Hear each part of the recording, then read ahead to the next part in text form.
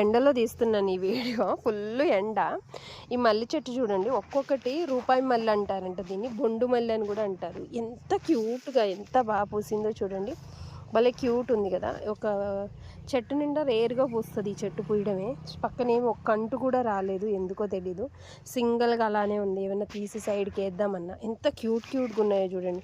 నేను అసలు ఇన్ని పూలు పూసిన అసలు కొయ్యను, ఎందుకంటే ఇలా వదిలేయడం నాకు ఇష్టం. బట్ మీకు చూపిస్తూ ఒక పువ్వు అయితే కోసాను. ఎంత క్యూట్ ఉన్నాయో అసలు.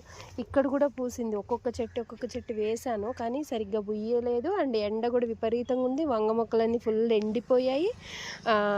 చెట్లంతా పిచ్చి కలిపి ఎక్కువ వచ్చేసింది అన్నమాట. అదంతా పాదు అది స్ప్రెడ్ అయింది. కొంచెం షాప్ బిజీ అండ్ మా హస్బెండ్ కాల్కి దెబ్బ తగలడం వల్ల అంత కేర్ తీసుకోకుండా ఉండే బొబ్బాయి చెట్లు కూడా ఎండిపోయినట్లు అయిపోయి ఇప్పుడే పూత పిండి వస్తూ ఉన్నాయి మంచిగా. ఇదంతా ఇలా వస్తుంది అన్నమాట.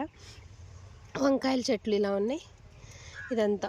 ఓకే, ఈ మల్లె చెట్లు అయితే మంచి బ్యూటిఫుల్గా